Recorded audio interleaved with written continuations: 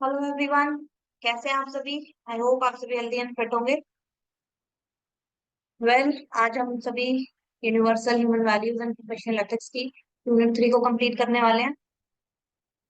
आशा है आप सभी ने यूनिट 1 एंड 2 को अच्छे से रेडी कर लिया होगा एग्जाम पर्पज के लिए। स्टार्ट करते हैं। As you can see on the screen, we have completed 2 units, unit 1 and unit 2। और आज हम यूनिट 3 स्टार्ट कर रहे हैं। Understanding harmony in the family and society, harmony in human relationship, right. और बाकी आप सबको पता ही है कि टोटल जो आपका एग्जाम पेपर होता है वो 70 मार्क्स का आता है। इसमें से आपको 14 मार्क्स के जो क्वेश्चंस हैं वो अटेम्प्ट करने होते हैं, right. Then we have the flow chart here. सबसे पहले हम हार्मनी इन सोसाइटी को समझेंगे, then justice, trust, intention and competence, जो कि ट्रस्ट का ही एक सब टॉपिक है, and then respect, comprehensive human goals. उसके बाद यूनिवर्सल ह्यूमन ऑर्डर, एंड इसी का एक सब टॉपिक फियरलेस सोसाइटी।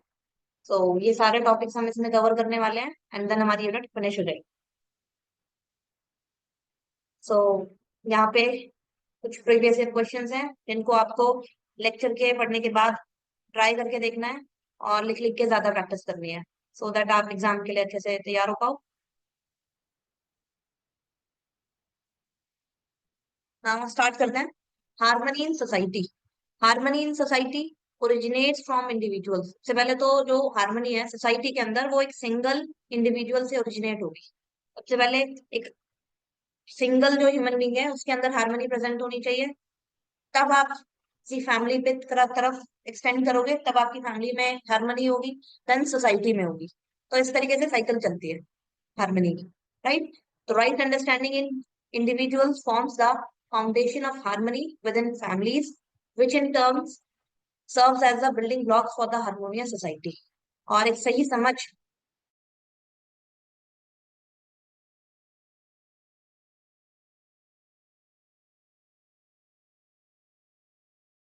एक इंडिविजुअल में वो फाउंडेशन बिल्ड करती है हार्मनी की family. Ensuring right understanding at the individual level is essential for fostering societal harmony. तो इसीलिए राइट अंडरस्टैंडिंग का इंडिविजुअल लेवल पर होना बहुत जरूरी है सोसाइटल हार्मनी के लिए। Right understanding means having clarity in thoughts, emotions and behaviour. Right understanding का मीन्स क्या है? सही समझ। आपके थॉट्स की क्लैरिटी होनी चाहिए, इमोशंस में क्लैरिटी होनी चाहिए, एंड बिहेवियर में क्लैरिटी होनी चाहिए, right. when individuals develop the right understanding they respect each other। जब एक इंडिविजुअल के अंदर राइट अंडरस्टैंडिंग डेवलप होती है तो वो एक दूसरे की रिस्पेक्ट करते हैं, जो भी कॉन्फ्लिक्ट्स हैं उनको पीसफुली हैंडल करते हैं, रिजॉल्व करते हैं, and create a supportive environment. और एक ऐसा एनवायरनमेंट क्रिएट करते हैं अपने आसपास जो सपोर्टिव हो। ठीक है, किसी को नीचा दिखाना ये सब नहीं होता, उसमें सपोर्टिव नेचर होता है।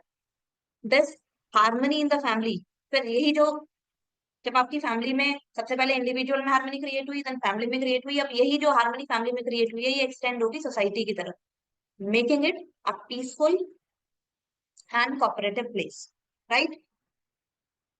नाउ हमने हार्मनी इन सोसाइटी को पढ़ा। अब उसके बाद ways to have harmony in society, कि क्या क्या तरीके हैं जिनसे आप सोसाइटी में हार्मनी को क्रिएट कर सकते हो। सबसे पहले तो आप इक्वालिटी को प्रमोट कीजिए, कि everyone should have equal rights and opportunities regardless of caste, religion, gender और फाइनेंशियल स्टेटस। कि कोई भी है आप उसको इक्वल राइट्स और अपॉर्चुनिटीज प्रोवाइड करने में हेल्प करें, चाहे वो किसी भी कास्ट से है, किसी भी रिलीजन से है, किसी भी जेंडर से है, या कैसा भी उसका फाइनेंशियल स्टेटस है, वो गरीब है अमीर है, उससे कोई फर्क नहीं पड़ना चाहिए। सभी को equal rights and equal opportunities provide होनी चाहिए। Then second is encouraging education. Education helps people understand different perspective and promote tolerance. Education को एनकरेज करें, एजुकेशन को बढ़ावा दें। जितना लोग पढ़ेंगे उतना सीखेंगे और उतना डिफरेंट पर्सपेक्टिव्स को समझेंगे, राइट। और इससे टॉलरेंस भी सोसाइटी में प्रमोट होता है। अभी हमने दो पढ़े कि किस किस तरीके से होंगे। एक तो इक्वालिटी आपको प्रमोट करनी है, एंड एजुकेशन को एनकरेज करना है, right. Now let's move on the next page. Third is respect for different cultures. Society flourishes when people respect and appreciate different traditions and cultures. Society flourish होती है जब आप दूसरे जो लोग हैं, दूसरे रिलीजन है, कल्चर है, उनकी रिस्पेक्ट करते हो और उन्हें अप्रिशिएट करते हो, उनका साथ देते हो. Then fourth is promoting non-violence and peace. Violence create division, while peace and dialogue bring people closer. ये तो हमने पहले भी रीड किया था कि जो violence होता है वो बांटता है, जबकि जो peace and dialogue है वो लोगों को पास लाता है, right? Then fifth one is reducing economic inequality. Bridging the gap between rich and poor can lead to more harmonious society. अगर आप रिच और पुअर के बीच में गैप को ब्रिज करें, दैट मीन्स गैप, जो भी रिच और पुअर के बीच का जो गैप है उसको कम करने की कोशिश करें, तो उससे भी हार्मोनियस सोसाइटी बिल्ड होती है. Sixth is strengthening family and community bonds. A strong support system within families and communities help build trust and cooperation. एक स्ट्रॉन्ग सपोर्ट सिस्टम फैमिलीज के अंदर और कम्युनिटीज के अंदर, सबसे पहले तो फैमिलीज के अंदर होगा, तभी कम्युनिटीज के अंदर होगा, वो हेल्प करता है हमारी ट्रस्ट बिल्ड करने में and cooperation, right. Seventh is encouraging moral and ethical values. ज्यादा से ज्यादा मॉरल और एथिकल वैल्यूज को आप एनकरेज करें.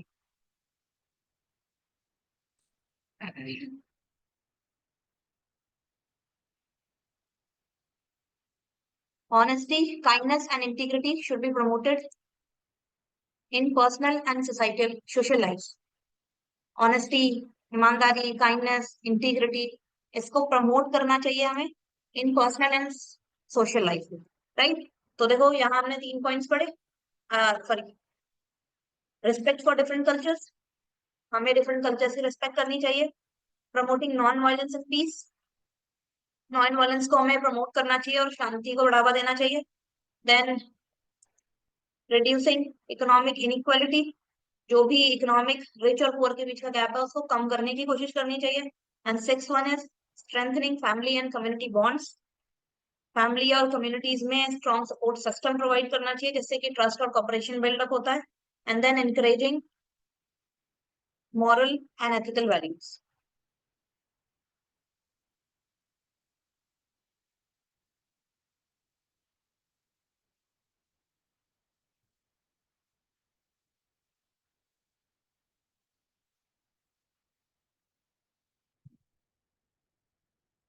और मॉरल एंड एथिकल वैल्यूज को हमें प्रमोट करना चाहिए, right.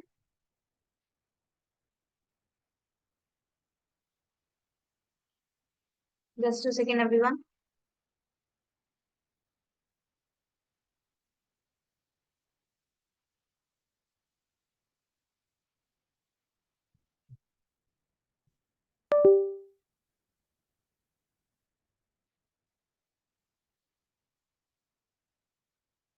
Okay done. We have the new topic justice, न्याय. सभी जानते हैं जस्टिस को न्याय भी बोलते हैं. So justice is a principle that maintains balance, fairness, and equality in relationships and society. तो justice एक ऐसा principle है जो society के अंदर बैलेंस, फेयरनेस और इक्वालिटी मेंटेन करता है, राइट. तो जस्टिस बहुत जरूरी है हमारी सोसाइटी के लिए. It ensures that everyone gets their due right, जो भी उनके राइट्स हैं सभी को राइट्स मिले, और जो भी उनकी रिस्पॉन्सिबिलिटीज है वो भी मिले, राइट. और जस्टिस एक कॉन्टिन्यूस नीड है, ऐसा नहीं है कि टेम्पररी नीड है. जस्टिस, ये बहुत इंपॉर्टेंट लाइन है, justice is a continuous need, right. तो जस्टिस क्या होता है, एक ऐसा प्रिंसिपल है जस्टिस जो सोसाइटी में और रिलेशनशिप्स में बैलेंस, फेयरनेस एंड इक्वालिटी को मेंटेन करता है, और ये इंश्योर करता है कि सभी को जो उनकी रिस्पॉन्सिबिलिटीज या राइट्स हैं वो अच्छे तरीके से मिले.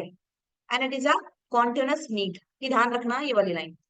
देन इंपॉर्टेंस ऑफ जस्टिस, सभी को पता है, it promotes fairness and trust in relationships. इससे फेयरनेस और ट्रस्ट बढ़ता है रिलेशनशिप्स में. It reduces conflicts and misunderstandings. इससे जो भी कॉन्फ्लिक्ट्स हैं और मिसअंडरस्टैंडिंग है वो खत्म होती हैं. It strengthens cooperation and social harmony. इससे कॉपरेशन एंड सोशल हार्मनी बढ़ती है. इट रिजॉल्व्स कॉन्फ्लिक्ट्स पीसफुली, और जो भी लड़ाइयाँ कॉन्फ्लिक्ट्स हैं उसको शांतिपूर्ण तरीके से रिजॉल्व करता है. राइट। 4 पॉइंट्स पढ़े। एक तो it promotes fairness and trust in relationship, fairness और ट्रस्ट बिल्ड होता है रिलेशनशिप में। देन कॉन्फ्लिक्ट्स और मिसअंडरस्टैंडिंग्स खत्म होती हैं, कोऑपरेशन और सोशल हार्मनी बढ़ती है, और इट रिजॉल्व्स कॉन्फ्लिक्ट्स पीसफुली, जो भी कॉन्फ्लिक्ट्स हैं उनको पीसफुली हैंडल कर सकते। देन इंपॉर्टेंट ये वाला पॉइंट आता है कि 4 एलिमेंट्स आपसे पूछे गए हैं जस्टिस के। तो देखो चार चार चार एलिमेंट्स कौन कौन से हैं। First is recognition, acknowledging everyone's existence and rights. सभी को आप एक्नॉलेज करें, सभी एक समान समझें सभी को, और उनके जो राइट्स हैं उनको भी एक्नॉलेज करें। फॉर एग्जाम्पल कि recognising that women have the same rights as man in the work place. तो हमें मानना चाहिए कि यस, वुमेन के पास भी सेम राइट्स हैं जैसे कि किसी वर्क प्लेस पे मैन के पास होता है। राइट। तो ये वाला पॉइंट इंपॉर्टेंट है काफी, इसको ध्यान रखना। Then second one is respect, treating others with dignity and fairness. आप सभी को डिग्निटी और फेयरनेस के साथ में ट्रीट करें दूसरों को। Example, allowing freedom of speech and respecting different opinions.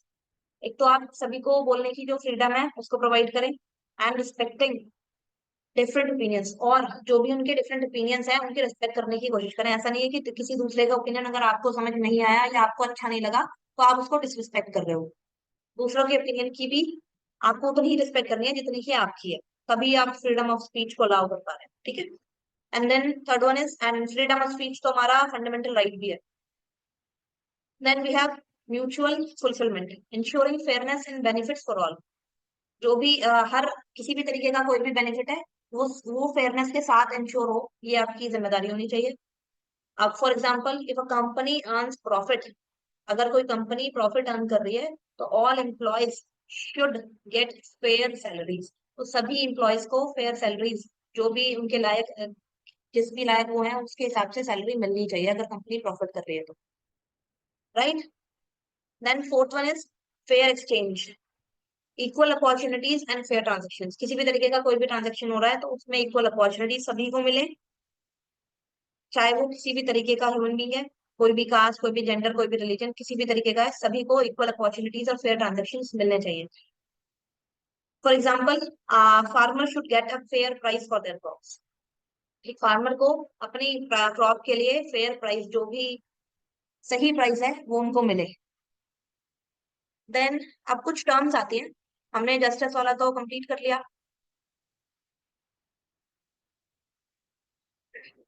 Right. तो जस्टिस हमने पढ़ा कि हाँ एक ऐसा प्रिंसिपल जो बैलेंस, फेयरनेस और इक्वलिटी मेंटेन करे सोसाइटी में, और जस्टिस एक कॉन्टिन्यूस हील है। देन हमने इंपॉर्टेंस ऑफ जस्टिस को रीड किया, और ये प्रमोट करता है fairness and trust for relationships में। It reduces conflicts and misunderstandings, it strengthens cooperation and social harmony, it resolves conflicts peacefully. ठीक है। एंड देन हमने 4 एलिमेंट्स पढ़े जस्टिस के। फर्स्ट पढ़ा था हमें रिकॉग्निशन, कि जिसके जो भी राइट्स हैं और सबका एग्जिस्टेंस हमें एक्नॉलेज करना है। देन हमने पढ़ा रिस्पेक्ट, कि आप दूसरों को डिग्निटी और फेयरनेस के साथ ट्रीट करें। देन हमने पढ़ा म्यूचुअल फुलफिलमेंट, सभी को किसी भी बेनिफिट में फेयरनेस हमें होनी चाहिए। Then we have fair exchange, equal opportunities and fair transaction होने चाहिए। राइट। तो हमने 4 इसके एलिमेंट्स पढ़ लिए, जस्टिस को रीड कर लिया। एंड देन अब आता है एक न्यू टॉपिक, इसमें कुछ टर्म्स हैं जो कभी कभी 2 नंबर में आपसे पूछ ली जाती हैं। ठीक है, या किसी 7 नंबर के क्वेश्चन में ज्वाइन करके पूछ सकता है। तो ऐसी ही 5-7 टर्म्स हैं, इनको रीड करते हैं जल्दी जल्दी, और बहुत इजी है, इतना कोई स्ट्रेस लेने वाली बात नहीं है, आराम से लेक्चर अटेंड करो आप। Now first one is care. Care is a feeling of concern and affection towards other. कि केयर सभी जानते हो केयर क्या होता है, कैसी फीलिंग, जब हमें कंसर्न हो दूसरे के लिए और अफेक्शन हो। राइट। और it involves taking responsibility for the wellbeing of others. और इसमें दूसरा सही है या नहीं है ये हमारे दिमाग में चलता रहता है। राइट। तो एग्जाम्पल है, जैसे कि एक मदर अपने बच्चे के लिए केयर करती है, उसको खाना देती है, उनको शेल्टर प्रोवाइड करती है, उसको प्यार देती है। Right. A mother caring for her child by providing food, shelter and love. Then next one is guidance. Guidance भी आप सभी जानते हैं, बहुत इजी है, कि कोई एडवाइस, कोई डायरेक्शन, कोई सपोर्ट दूसरे को प्रोवाइड करना ताकि वो बेटरमेंट की तरफ जाए। राइट। तो यही यहाँ लिखा है देखो, कि guidance refers to offering advice, direction and support to someone for their betterment. Right. किसी को एडवाइस देना, डायरेक्शन देना, सपोर्ट देना उसके बेटरमेंट के लिए। It helps individual grow intellectually, emotionally and morally. वो इंडिविजुअल को हेल्प ताकि आप इंटेलेक्चुअली ग्रो कर पाओ, इमोशनली ग्रो कर पाओ एंड मॉरली ग्रो कर पाओ। Example, a teacher guiding students in their career choices, कि एक कोई टीचर है वो अपने स्टूडेंट्स को गाइड कर रहे हैं उनके करियर चॉइसेस में कि क्या आपके लिए आगे करियर चॉइसेस सही रहेंगी, right. So third one is glory. Glory represents the recognition and honor received for remarkable achievements. Glory बताता है रिकॉग्निशन या वो सम्मान, वो ऑनर जो किसी को मिले उसके अचीवमेंट्स के लिए, right. It reflects excellence and contribution to society, जो भी उन्होंने कंट्रीब्यूशन दिया है सोसाइटी को उसके लिए उन्हें सम्मान देना ही ग्लोरी होती है, right. Example, a scientist receiving a Nobel prize for an outstanding discovery, कोई डिस्कवरी किसी साइंटिस्ट ने किया तो उसके लिए उन्हें नोबेल प्राइज दिया गया है, तो वही क्या है, ग्लोरी। ठीक है, काफी इजी इजी टर्म्स है ये, और ये सब सुनी हुई टर्म्स है आपकी डेली लाइफ में, सो वही हमें रीड करनी है। Fourth one is reverence. Reverence में भी आप लोगों ने ना सुना हो और मैं भी सुना भी हूँ, ठीक है, तो जिन्होंने नहीं सुना वो देख लीजिए। Reverence is a deep respect and admiration for someone और समथिंग, किसी के लिए बहुत गहरी रिस्पेक्ट होना और एडमायरेशन होना किसी के लिए, किसी किसके लिए या किसी व्यक्ति के लिए। जैसे कि हम अपने जो हमारे गुरु होते हैं उनको हम सम्मान देते हैं, तो रिवरेंस करते हैं, एक डीप रिस्पेक्ट होती है हमारे गुरु के लिए हमारे मन में, right. It is a feeling of honour and respect towards someone who has achieved excellence in life, जिन्होंने अपने लाइफ में एक एक्सीलेंस अचीव किया हो, कुछ अच्छा अचीव किया हो, उनके लिए हमारे मन में जो ऑनर और रिस्पेक्ट होती है उसी को बोलते हैं reverence, right. A student showing reverence to their guru, कि जो स्टूडेंट है वो अपने गुरु को रिवरेंस शो कर रहा है, ओके। अब suppose doctor APJ Abdul Kalam, missile man of India, तो उनके लिए हमारे मन में बहुत ज्यादा रिस्पेक्ट है, डीप रिस्पेक्ट है, okay. Then next one is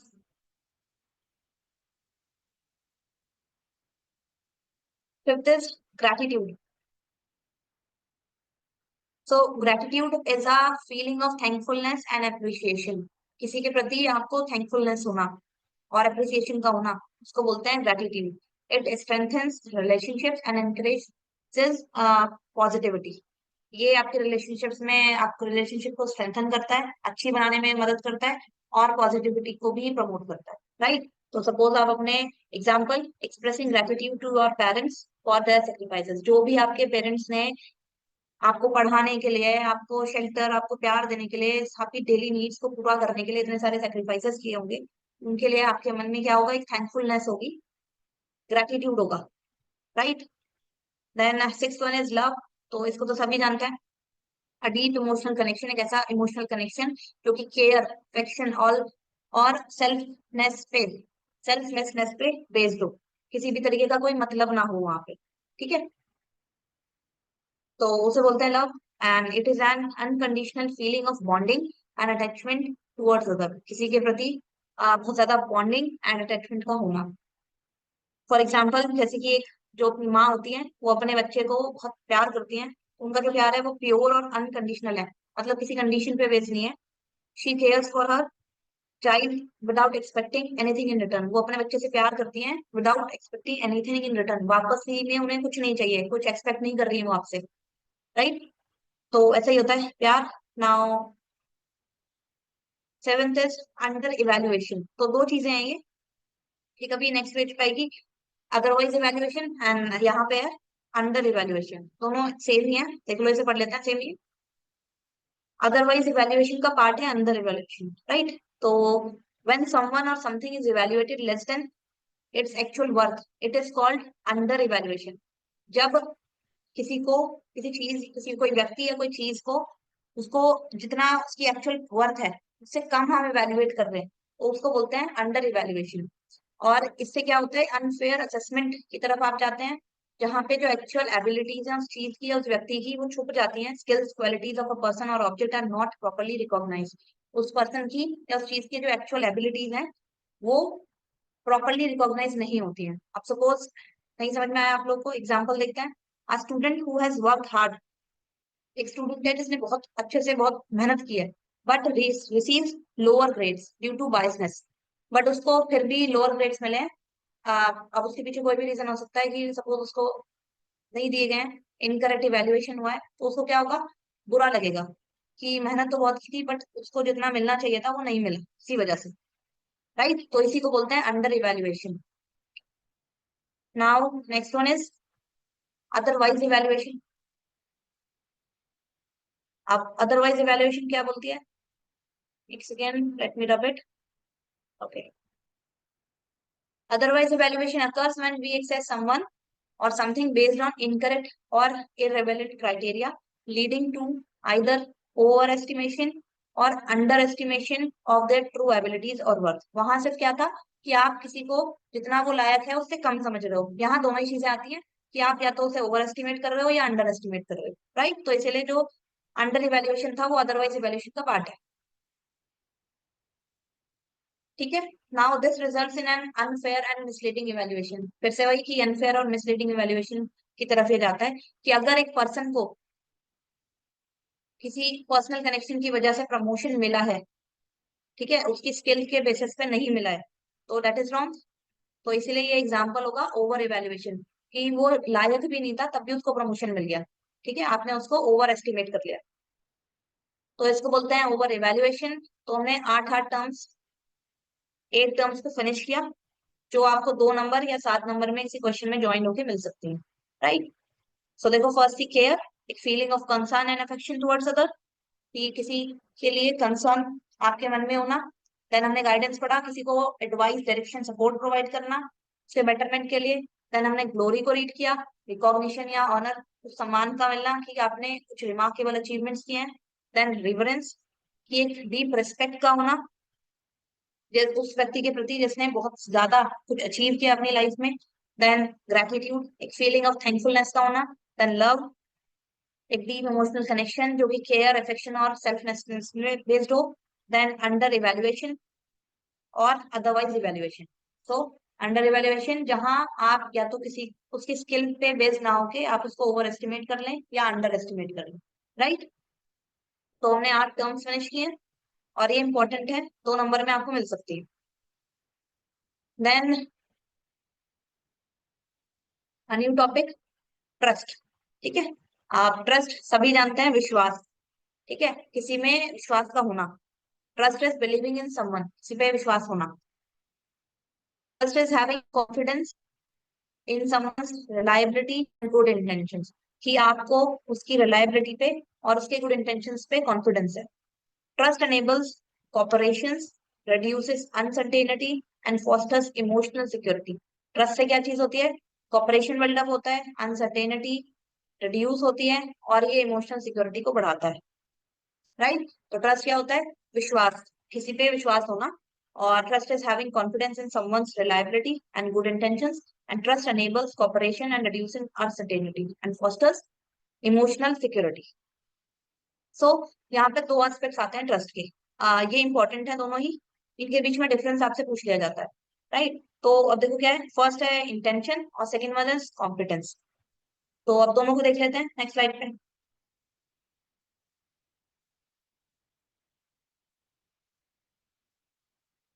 सबसे पहले इंटेंशन और कॉन्फिडेंस। ठीक है, इसके 2 पॉइंट्स दिए हैं, 2 पॉइंट्स एंड एक एग्जाम्पल दिया है। चलिए रीड करते हैं। नाउ द विलिंगनेस, इंटेंशन सबसे पहले क्या होती है, द विलिंगनेस और desire to do something good for others, कि आपके अंदर इच्छा होना किसी के लिए अच्छा करने के लिए। ठीक है, कि आपकी आपका डिजायर है कि हाँ मैं किसी के लिए कुछ अच्छा करूं, उसको बोलते हैं इंटेंशन। बट अब कॉन्फिडेंस क्या बोलती है, द एबिलिटी, स्किल और knowledge required to execute a task successfully, कि आप कि आपके अंदर वो एबिलिटी, स्किल या नॉलेज का होना जो उस टास्क को कंप्लीट करने में रिक्वायर्ड है। अब सपोज अभी हमने एक एग्जांपल दिया, पहले रीड कर लेते हैं फिर एग्जांपल को देखते हैं। Second one is intention is what one Aspire for, कि इंटेंशन क्या है, जिसके लिए आपकी इच्छा करें, आप चाहते हो कि ऐसा हो। And confidence is the ability to fulfil the aspirations, और उन जिसके लिए आपने एस्पायर किया वो जो एस्पिरेशंस है उनको पूरा करने की जो एबिलिटी है उसको बोलते हैं कॉन्फिडेंस। राइट, आप सपोज एग्जांपल देखते हैं, a doctor sincerely wanting to help a patient. ठीक है, डॉक्टर चाहता है कि मैं उस पेशेंट की हेल्प करूं, तो वो क्या है, इंटेंशन। बट उस डॉक्टर के पास में मेडिकल नॉलेज है, प्रॉपर स्किल्ड है, वो उस पेशेंट को ट्रीट कर सकता है, तो उसी को बोलते हैं कॉम्पिटेंस। ठीक है, तो चाहना, सिर्फ इच्छा करना तो हो गया इंटेंशन। और अगर उसको चाहने की, जो पूरा करने के लिए जो भी स्किल्ड आपको रिक्वायर्ड है, उसको बोलेंगे, अगर वो आपके पास है तो उसे बोलेंगे कॉम्पिटेंस। राइट, तो दो चीजें हमने पढ़ी, इंटेंशन एंड कॉम्पिटेंस, जो कि सब टॉपिक था ट्रस्ट का। राइट, ट्रस्ट मीन्स विश्वास किसी पे, जो कि कॉन्फिडेंस बिल्ड करता है समवन की रिलायबिलिटी पे और उसके अच्छे इंटेंशंस पे। देन हमने दो एस्पेक्ट्स पढ़े, इंटेंशन एंड कॉम्पिटेंस। राइट, तो इंटेंशन मीन्स विलिंगनेस का होना, और कॉम्पिटेंस मीन्स उस टास्क को एग्जीक्यूट करने के लिए एबिलिटीज का होना।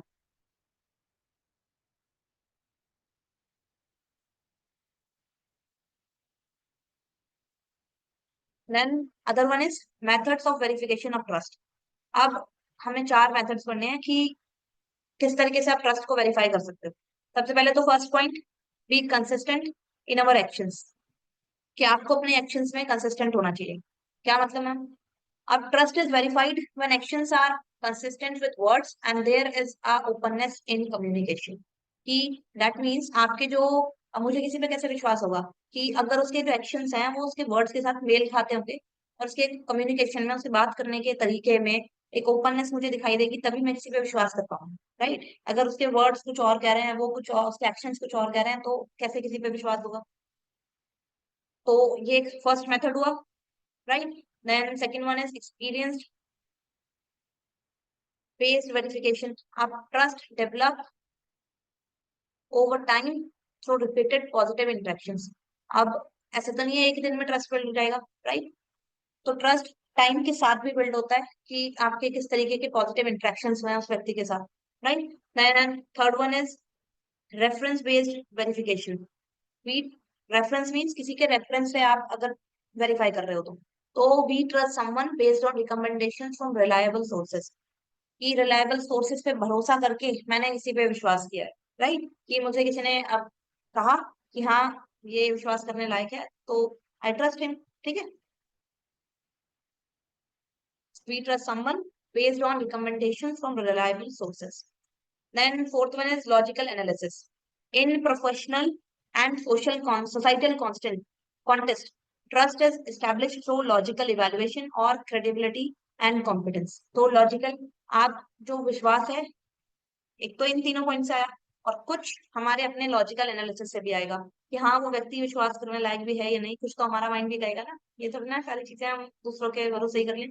Right, so trust is established through logical evaluation of credibility and competence. तो हमारे कुछ लॉजिकल इवेल्युएशन पे भी बेस्ड होगा ट्रस्ट को वेरीफाई करना। राइट, तो हमने चार पॉइंट्स पढ़े। Be consistent in our actions, कि जैसा आपके वर्ड्स कहें वैसे ही आपके एक्शंस भी होने चाहिए। Second is experience based verification, कि ट्रस्ट डेवलप हो जाता है through repeated positive interactions. Then reference based verification, कि आप किसी के रेफरेंस के थ्रू किसी पे भरोसा कर रहे हो।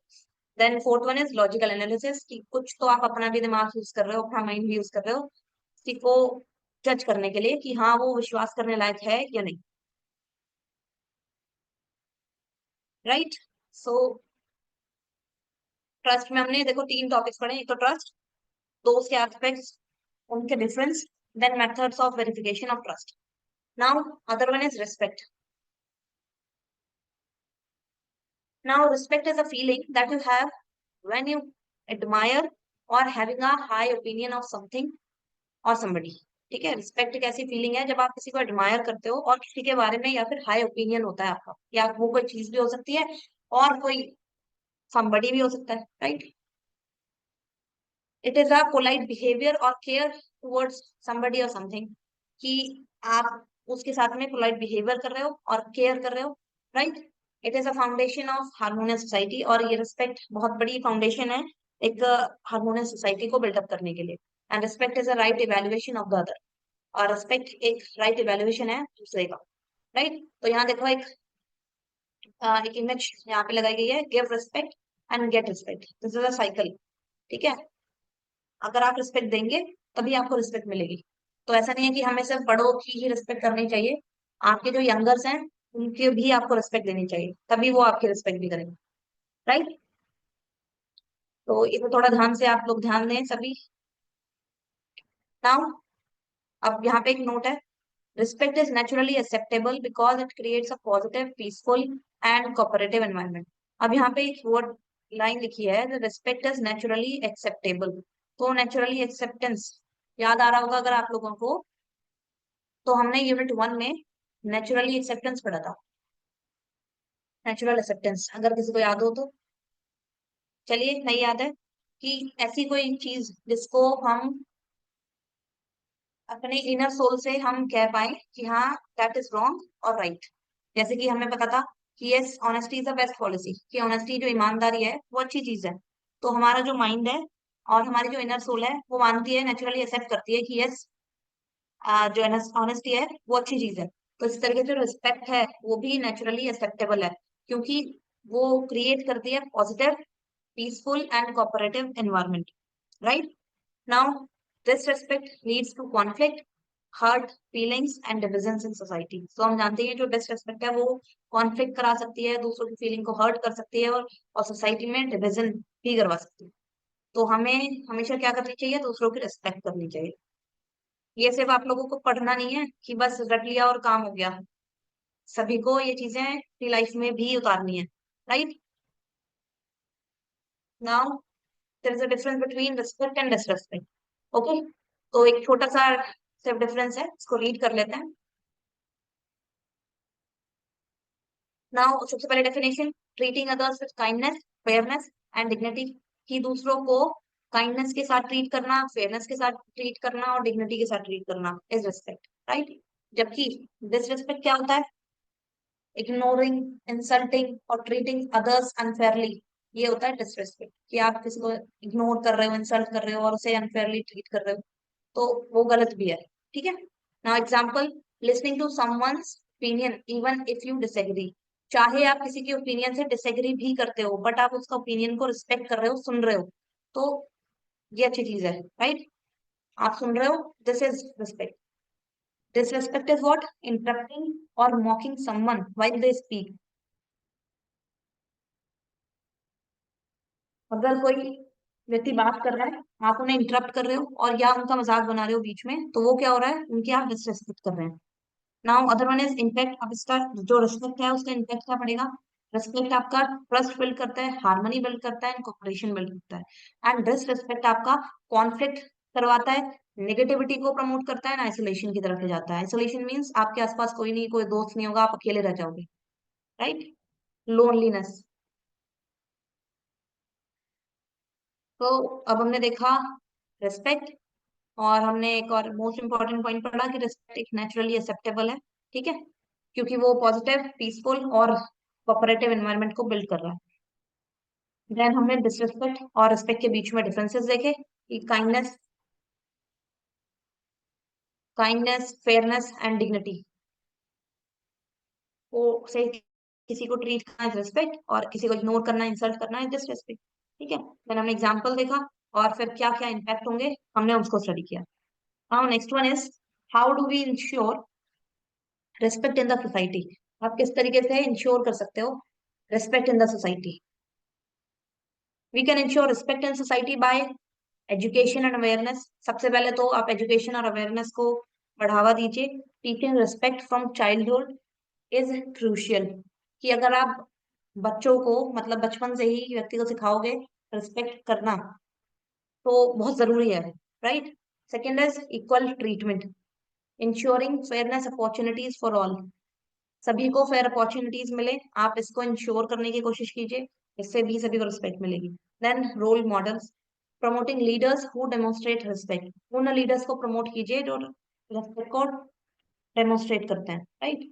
Fourth one is celebrate respect, acknowledge and reward respectful actions. उन एक्शंस को एक्नॉलेज कीजिए जो रिस्पेक्टफुल है। ठीक है, तो हमने 4 पॉइंट्स पढ़े, education and awareness, equal treatment, role models, celebrate respect. Now का most important topic, comprehensive human goals. इस पे क्वेश्चन आपको मिल जाता है और ये लॉन्ग में ज्यादा मिलता है। ठीक है, तो कॉम्प्रिहेंसिव ह्यूमन गोल्स क्या होते हैं। These are the fundamental aspiration that fulfil human beings at all levels of their existence. ऐसे फंडामेंटल एस्पिरेशंस जो ह्यूमन बींग्स को हेल्प करें हर लेवल ऑफ एग्जिस्टेंस पे, मतलब हर जगह आपको, हर फील्ड में, हर लेवल पे आपको मिलेगा, चाहे इंडिविजुअल लेवल हो, फैमिली लेवल हो, सोसाइटल लेवल हो, कोई भी लेवल हो, उस पे आप ऐसे फंडामेंटल एस्पिरेशंस, ऐसे गोल्स जिन्हें आप चाहते हो पूरा करना, राइट। तो फर्स्ट इज राइट अंडरस्टैंडिंग। यहाँ पे लिखा है, देखो हिंदी में भी दिया हुआ है समाधान। It is observe that right understanding, चीजों की सही समझ, is the utmost need for every human being to escape from all the contradictions among the human beings and to create harmony among them, right। तो human, किसी भी चीज की सही समझ होना बहुत जरूरी है ह्यूमन बीइंग के लिए, कि जो भी कॉन्ट्रडिक्शंस हुए हैं उसको, उससे भागने के, उसको पूरा करने के लिए, मतलब आप, कोई आपके पास अपनी परेशानी लेके आया और उस परेशानी को किस तरीके से आप सॉल्व कर रहे हैं सही समझ के साथ, दैट इज वेरी इंपॉर्टेंट। ठीक है, और उसी से क्या होगा, हार्मनी बिल्डअप होगी हमारी सोसाइटी में। Next one is prosperity. Prosperity तो हमने पहले भी पढ़ा था कि समृद्धि, it is a feeling to have more than required physical facility. आपके पास हर तरीके की फिजिकल फैसिलिटीज का होना, आप इमोशनली, मेंटली हर तरीके से स्ट्रांग है, उसी को बोलते हैं प्रोस्पेरिटी, राइट। तो इस पे तो मैं ज्यादा बात करने की जरूरत नहीं है, प्रोस्पेरिटी हमने लास्ट लेक्चर्स में स्टडी किया था। Now third one is fearlessness, अभय। There is a great goal for families, communities and individual. ये एक बहुत अच्छा ग्रेट गोल है कि हमें फियरलेसनेस सोसाइटी में बिल्डअप करनी चाहिए। और वो कैसे होगी, कि सबसे पहले इंडिविजुअल ही हम इस चीज को सोचें, फिर अपनी फैमिली में इस चीज को प्रोपेगेट करें, फिर कम्युनिटीज में प्रोपेगेट करें। People in a society trust each other, जब लोग एक दूसरे को ट्रस्ट करेंगे, they feel connected and safe, उन्हें कनेक्टेड फील होगा और फिर आपस में सेफ फील करेंगे। This means they are not scared and can freely do what they want, right. तो उन्हें किसी चीज का डर नहीं होगा और वो जो चाहे वो कर पाएंगे। ठीक है, और ऐसा नहीं है कि जो चाहे वो कर लिया, गलत सही कुछ नहीं, सही करना है आपने। ठीक है। नाउ फोर्थ वन इज को एग्जिस्टेंस और सह अस्तित्व। को existence means living together peacefully and in balance with everyone and everything around us, just like different parts of nature do. तो आप देखते होंगे आसपास अब ह्यूमन बींग्स एंड एनिमल्स आपस में एक बैलेंस मेंटेन करके नेचर में रह रहे हैं, राइट। तो इसी को बोलते हैं सह अस्तित्व, को एग्जिस्टेंस का होना। तो जैसा कि different parts of the nature do, तो नेचर की जो डिफरेंट पार्ट्स हैं वो करती हैं। Now these are the following programs needed to achieve these comprehensive human goals are। अब यहाँ पे कुछ प्रोग्राम्स हैं जिससे आप अचीव कर सकते हो इन कॉम्प्रिहेंसिव ह्यूमन गोल्स को, क्योंकि हमने क्या क्या पढ़े, चार हमने रीड किए हैं। First is right understanding, second one is prosperity, then हमने फियरलेसनेस को पढ़ा, और फिर fourth one is coexistence, right.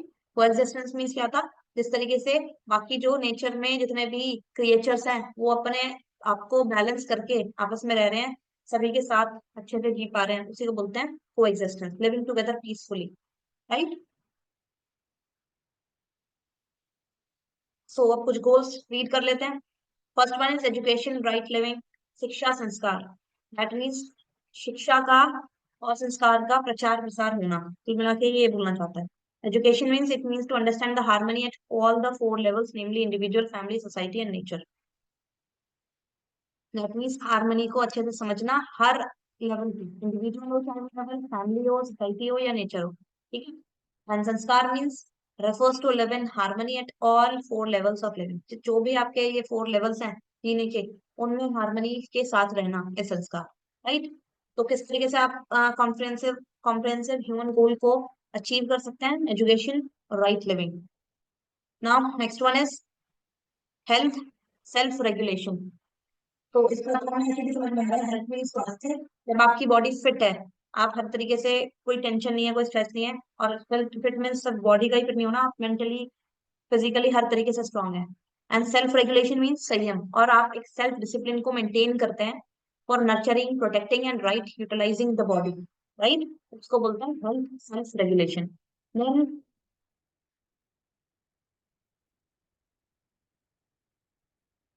Third one is justice preservation, न्याय की सुरक्षा होना। आपको ये सुनिश्चित करना है, ये मेक श्योर करना है कि आपकी जो जस्टिस है वो सभी को मिले, फेयरनेस के साथ मिले, राइट। और preservation means it refers to the harmony in the relationship between human beings and the rest of the nature, कि जो भी ह्यूमन बींग्स या जो भी और बाकी जो नेचर में जितने भी क्रिएचर्स हैं सभी साथ में हार्मनी, उनके रिलेशनशिप में हार्मनी हो, को बोलेंगे प्रिजर्वेशन। प्रिजर्वेशन न्याय सुरक्षा मीन्स सभी ह्यूमन बींग्स को इक्वल अपॉर्चुनिटीज और फेयरनेस के साथ जस्टिस को मिलना, ठीक है। ऐसा नहीं है अमीर के लिए कुछ अलग न्याय है, गरीब के लिए कुछ अलग न्याय है, ऐसा नहीं होना चाहिए। Then fourth one is production work. Production work उत्पादन कार्य, production means it refers to the output physical produce that is obtained by human efforts, जो भी ह्यूमन एफर्ट्स के थ्रू हम प्रोड्यूस कर रहे हैं, कोई भी आउटपुट हम दे पा रहे हैं, उसको बोलेंगे production. And work is the deeds that human does, जो भी कार्य, जो भी काम ह्यूमंस करते हैं उसको बोलते हैं वर्क, तो प्रोडक्शन वर्क्स, ठीक है। अब ये वाला टॉपिक फिनिश होता है। तो कॉम्प्रिहेंसिव ह्यूमन गोल्स में हमने 4 पॉइंट्स पढ़े।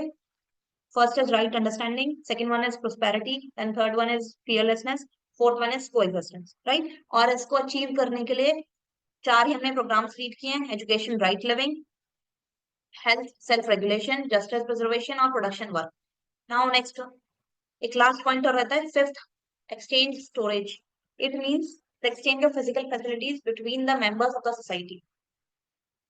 फिजिकल फैसिलिटीज का मेंबर्स ऑफ द सोसाइटी मतलब सोसाइटी में जितने भी लोग रह रहे हैं उनके बीच में एक्सचेंज होना, ठीक है। अब आपको, मेरे पास सपोज चावल है लेकिन आपको चीनी चाहिए, तो मैं क्या कर रही हूँ, उसको एक्सचेंज कर रही हूँ अपनी जरूरत के अनुसार। Storage, it refers to the storage of physical facilities को एक्सचेंज करना, उन्हें स्टोर करना, विनिमय कोष, ठीक है। Now the other topic is universal human order.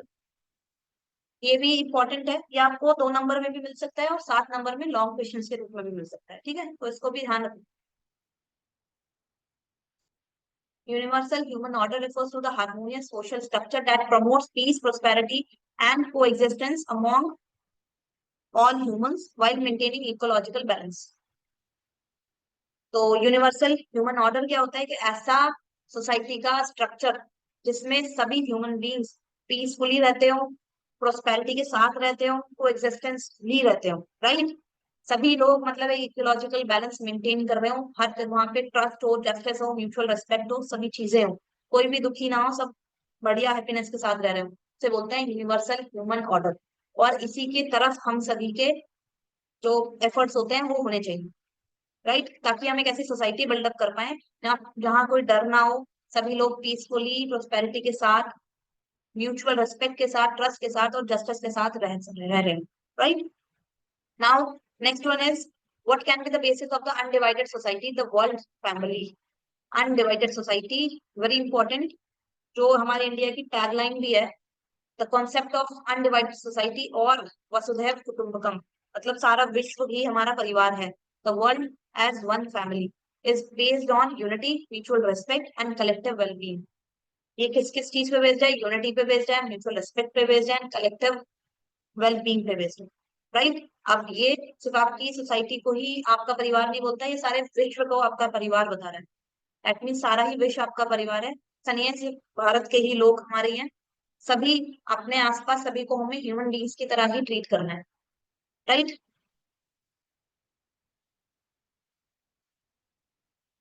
Now basis of undivided society, सबसे पहले first basis universal human values. क्या क्या बेसिस हो सकते हैं, देखो, ट्रस्ट होना चाहिए सोसाइटी में, रिस्पेक्ट होनी चाहिए, कंपैशन होना चाहिए दूसरे ह्यूमन बींग्स के लिए। Second one is justice and equality, justice और इक्वालिटी होनी चाहिए, providing equal opportunities irrespective of their caste, religion और नेशनैलिटी। कोई भी नेशनैलिटी हो, इंडियन, पाकिस्तानी या कोई भी अमेरिकन, कैनेडियन, कुछ भी, कोई भी रिलीजन हो सकता है, कोई भी कास्ट हो सकती है, सभी को इक्वल अपॉर्चुनिटीज प्रोवाइडेड हो, ये आप मेक श्योर करें। Then third one is mutual cooperation, working together for economic and social welfare. सभी लोग साथ मिलके काम कर रहे हो इकोनॉमिक और सोशल वेलफेयर के लिए।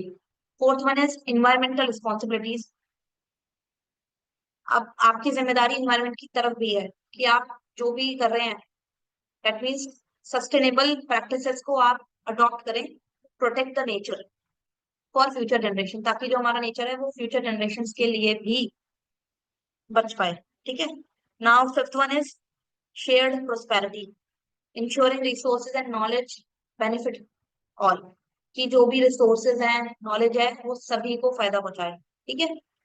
सो ये कुछ 5 बेसिस हमने रीड किए अनडिवाइडेड सोसाइटी के। नाउ नेक्स्ट वन इज, और ज्यादा नहीं बचा है, अब बस छोटा सा टॉपिक बच रहा है ये भी, और फिनिश करते हैं फिर, ज्यादा देर आपको बोर नहीं करेंगे। ठीक है।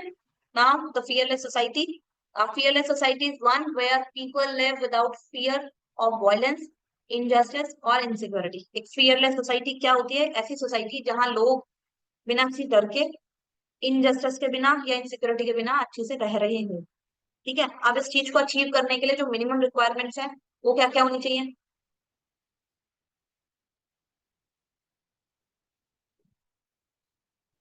First is justice and fairness, कि वहां पे, ये हमने जस्टिस एंड फेयरनेस देखो हर जगह पढ़ा। आपको जहाँ कुछ पॉइंट्स आपके ह्यूमन वैल्यूज में ऐसे हैं कि आप उनको लर्न कर लेंगे ना, तो आपको कहीं अगर ध्यान भी नहीं आ रहा है किसी क्वेश्चन में, तो वहां आप उन्हें लिख सकते हो। ठीक है। बट ऐसा नहीं है कि हर क्वेश्चन में आपने यही पॉइंट्स घुसा दिए, ऐसा भी नहीं होना चाहिए।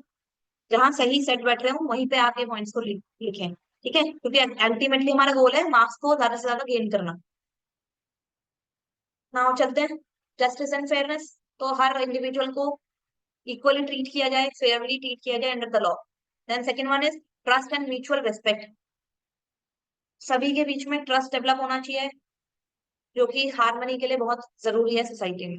Then safety and security, strong legal and governance system should protect citizen from harm. जो भी गवर्नमेंट है, एक स्ट्रॉन्ग लीगल गवर्नेंस सिस्टम होना चाहिए जो सिटीजन्स को प्रोटेक्ट करे किसी भी हार्म से। देन इकोनॉमिक स्टेबिलिटी होनी चाहिए, fear of financial insecurity leads to social unrest, कि अगर आपके पास डर रहेगा कि हाँ फाइनेंशियली इनसिक्योरिटी होगी, अब कोई भी कंट्री है अगर वो फाइनेंशियली इनसिक्योर है, तो वहां क्या होता है? सोशल अनरेस्ट होते हैं। दैट मीन्स अभी श्रीलंका में हमने सबने देखा, ठीक है, इतना सारा डेप्थ हो गया उनपे, इतना सारा डेप्थ हुआ कि पूरा सरकार ही बदल गई। तो सोशल इंटरेस्ट इससे फैल सकता है। Then opportunities should be available for all, और जो भी अपॉर्चुनिटीज हैं वो सभी के लिए होनी चाहिए। देन एथिकल लीडरशिप, एक प्रॉपर एथिकल लीडरशिप होनी चाहिए। Honest responsible leaders set the foundation for a fearless society. Fearless society के लिए ऑनेस्ट और रिस्पॉन्सिबल लीडर्स ही हैं जो फाउंडेशन स्टैब्लिश करता है। राइट, तो 5 पॉइंट्स हो गए, justice and fairness, trust and mutual respect, safety and security, economic stability, ethical leadership. Now बस एक छोटा सा टॉपिक और उसके बाद फिनिश करते हैं। What is a participation towards fearless society, की अब देखो आपका क्या पार्टिसिपेशन, आपकी क्या जिम्मेदारी बनती है एक फियरलेस सोसाइटी की तरफ? Do you fight against injustice? क्या आप, ये अपने आप से, ये कुछ सवाल हैं जो आपको अपने आप से पूछने हैं कि क्या आप इनजस्टिस से लड़ रहे हैं? क्या आपने फाइट किया इनजस्टिस के लिए? इनजस्टिस मीन्स होता है अन्याय, right. Then second one is do you act with trust and fairness, क्या आप दूसरों के साथ ट्रस्ट और फेयरनेस के साथ एक्ट करते हो? डू यू हेल्प अदर्स, क्या आप दूसरों की मदद करते हैं? Do you oppose corruption and unethical behaviour, क्या आप करप्शन और जो भी अनएथिकल बिहेवियर है उसको अपोज करते हैं? Do you inform people of their rights, क्या आप लोगों की मदद करते हैं ताकि वो अपने राइट्स के लिए अवेयर हो पाए? राइट। तो ये कुछ सवाल है जो आप खुद से भी पूछेगा और एग्जाम के लिए भी तैयार कीजिएगा। वेल, सो अच्छे से हमने आज तीसरी यूनिट अपनी फिनिश कर ली है। नाउ योर गोल कि आप अच्छे से इसको रीड करो, और जो भी आपको क्वेश्चन दिए गए हैं स्टार्टिंग में उनको प्रॉपर लिख लिख के प्रैक्टिस करें। ठीक है, कि ऐसे नहीं होता ऊपर ऊपर से पढ़ लिया और हो गया। ठीक है। So thank you everyone.